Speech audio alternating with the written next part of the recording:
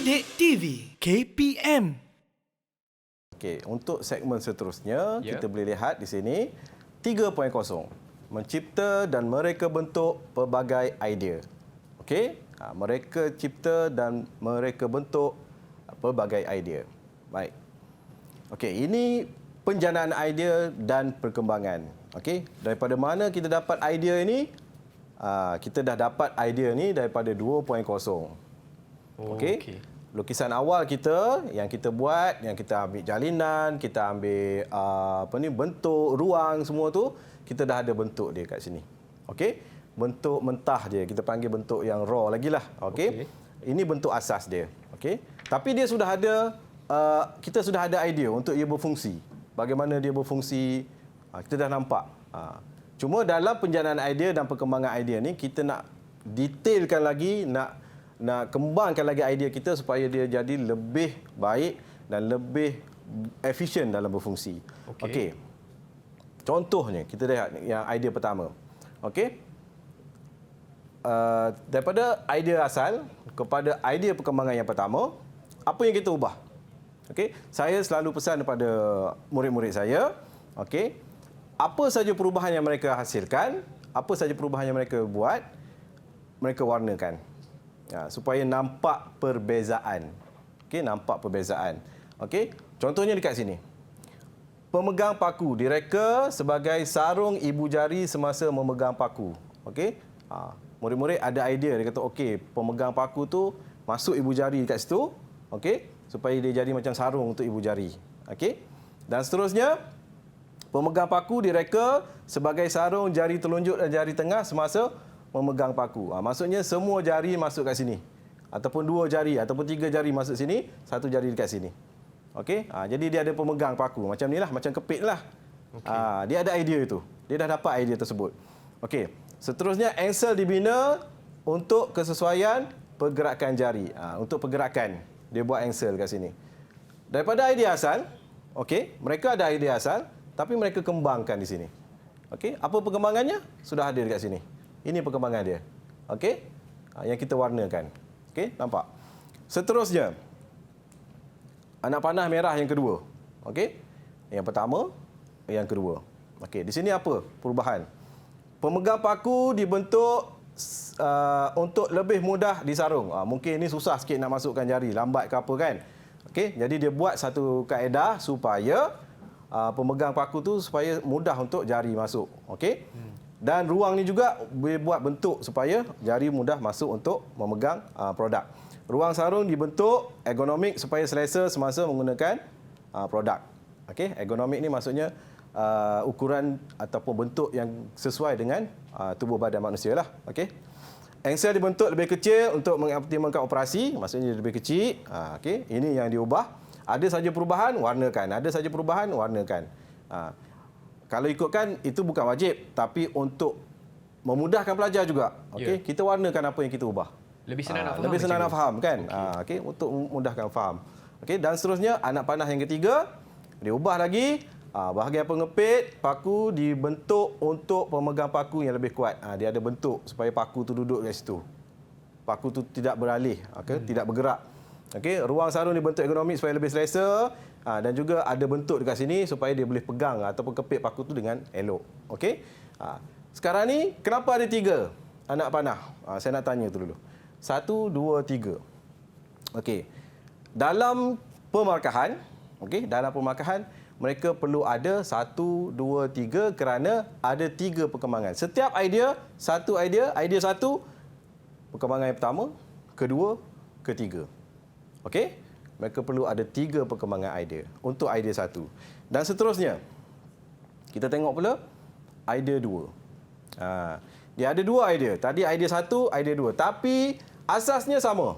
Bentuk asasnya masih sama.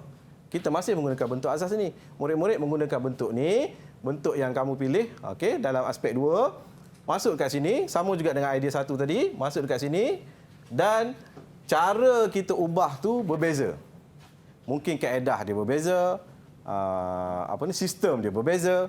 Dekat sini perubahan yang dibuat, ada pemegang. Pengepit tu macam biasalah, okey, ada pengepit pemegang dia diubah. Ada pemegang kat sini. Seterusnya, idea yang seterusnya, pemegang ni juga diubah supaya lebih selesa dipegang, dia bulatkan. Okey. Jadi setiap perubahan, murid-murid buat satu anak panah lagi. Ada perubahan, buat satu perkembangan. Maksudnya ada banyak perkembangan. Kita tak boleh buat ataupun pelajar terus buat dalam satu idea ataupun dua idea dalam satu lukisan. Jadi nanti dia tak ada idea yang nak dikembangkan. Jadi setiap perubahan ada saja idea, ada saja mekanisme yang dirasa sesuai untuk dimasukkan, dikembangkan. Okey, dikembangkan lagi. Okey, ini yang seterusnya, ini pula dia ubah dekat sini. Oh, ada pula badan pula ditambah pula ruang untuk meletakkan paku ekstra. Paku yang kita nak gunakan lagi nanti kita letak dekat sini. Okey, jadi kita nampak ada 1, 2, 3, ada 3 perkembangan idea di situ. Okey, tadi idea yang 1 lain perkembangan dia, idea 2 lain perkembangan dia. Okey, supaya kita boleh lihat mana satu idea yang berbeza dan mana satu yang lebih baik. Bagaimana kita nak nilai? Ini penilaian idea. Kita buat dalam bentuk jadual. Dia ada kekuatan dan juga kelemahan. Idea 1 ada kekuatan dia, idea 2 ada kekuatan dia dan ada juga ada kelemahan dia. Bagaimana kita nak kesan idea tu, kekuatan dan kelemahan dia tu daripada mana? Daripada fungsi dia. Kita boleh fikir bagaimana dia berfungsi. Yang idea 1 dia kecil, dia mudah dibawa ke mana-mana. Dia boleh melindungi jari. Idea 2 kekuatan dia pula, dia penggang dia lebih jauh dan juga boleh menyimpan paku. Tapi kedua-dua idea juga ada kelemahan. Jari masih terasa hentakan sebab dia dekat dengan tukul kan. Tidak selesa kalau guna dengan lebih lama. Idea 2 pula dia besar, sukar dibawa. Dan juga dia mudah terlepas dari tangan sebab dia pemegang saja. Dia tak ada sarung apa kan. Dia pemegang saja. Okey. Jadi ini adalah penilaian idea. Okey. Jadi idea mana yang dipilih? Idea mana yang dipilih? Idea mana yang dipilih itulah kita panggil synthesis idea. Okey, synthesis idea. Okey. Murid-murid SMK Pusing dan juga murid-murid di rumah boleh cuba buat daripada idea kamu yang kamu ada sekarang ni, yang kamu dah buat dengan guru-guru kamu di sekolah, kamu boleh tengok bagaimana kamu buat sintesis. Okey, berdasarkan idea 1 dan idea 2 tu, bagaimana kamu sintesis idea tersebut. Okey, murid-murid SMK Pusing dan juga kalau yang ada di rumah pun nak cuba buat, boleh cuba buat sintesis idea berdasarkan idea masing-masing. Cikgu, saya ada soalan, cikgu. Ya. Kita perlu ada 2 idea ke, cikgu? Kalau 1 tak cukup?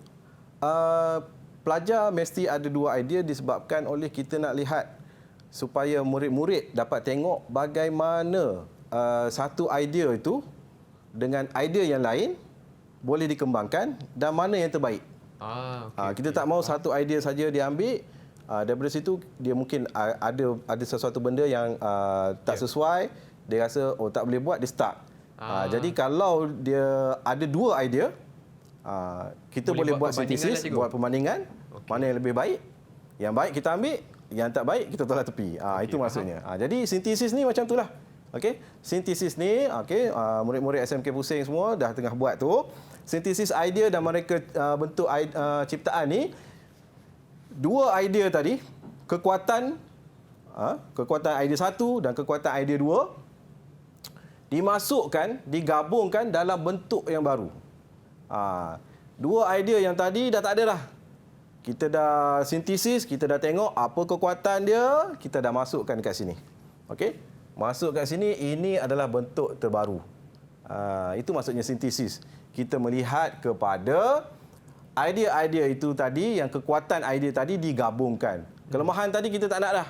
Okey, yang kecil, yang sakit tangan semua tu kita dah tolak tepi. Kita dah buat satu idea baru yang mana idea ini dah kita tinggalkan yang lama tadi. Okey? Contohnya pengepit daripada idea 2. Daripada idea 2 dia ambil pengepit. Badan produk daripada idea 1. Daripada idea 1 dia buat badan produk. Okey? Daripada idea 2 pula kat sini ada pemegang. Jadi maksudnya dalam satu gambaran, dalam satu rekaan yang baru, dia dah gabungkan idea-idea tersebut. Okey? Ini maksudnya dia mensintesis idea dan mereka bentuk ciptaan. Jadi tadi kita nampak perkembangan satu dan ini yang terbaik. Okey? Ini yang terbaik bagi gambar ni. Okey, bagaimana untuk dapatkan lagi bentuk yang lebih baik?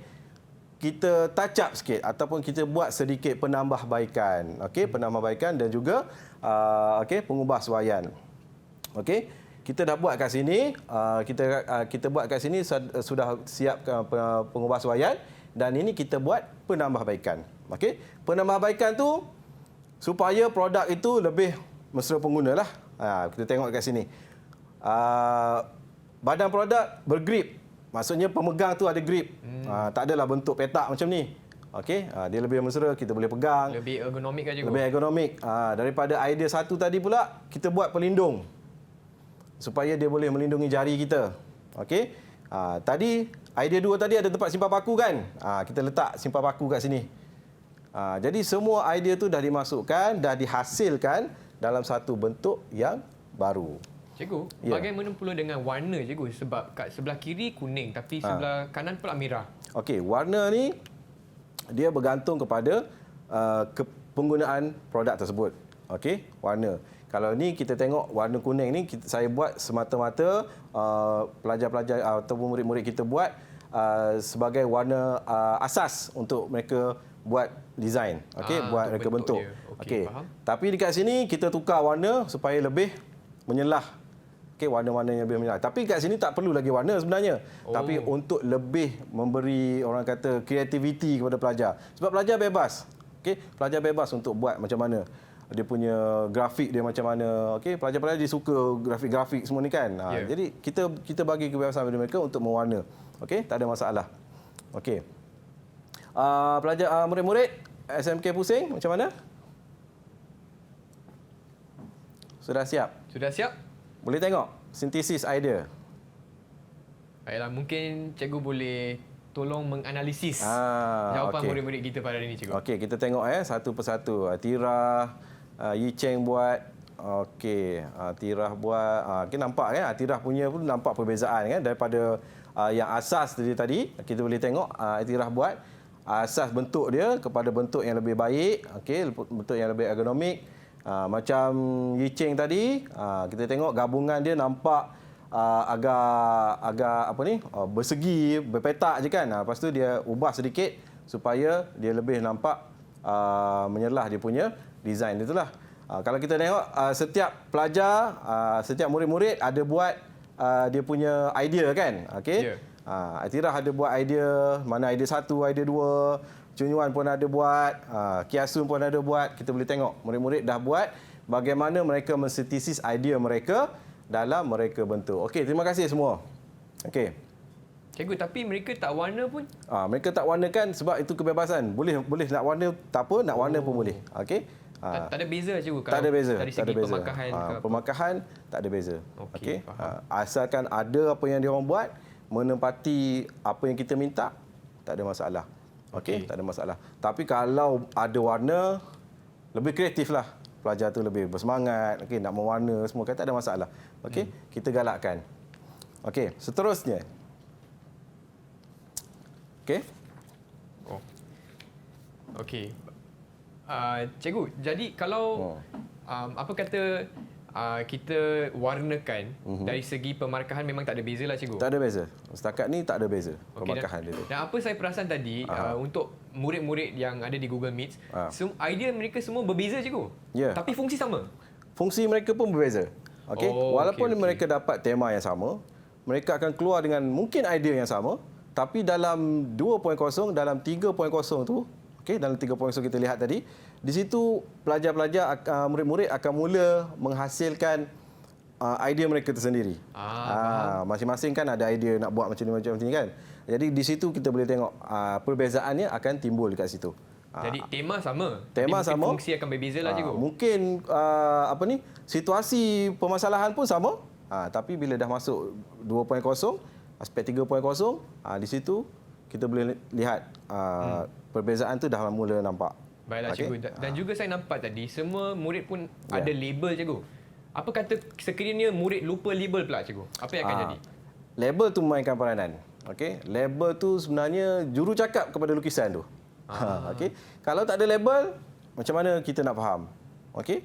Jadi kita biasanya guru-guru akan menasihatkan murid-murid, kalau tak label, okey, tolong labelkan yang ni. Tolong labelkan. Supaya benda tu memberi gambaran yang baik, yang bagus kepada lakaran mereka dan juga of course pastinya markah lah. Okey, markah yang lebih tinggi, markah yang lebih baik. Didik TV KPM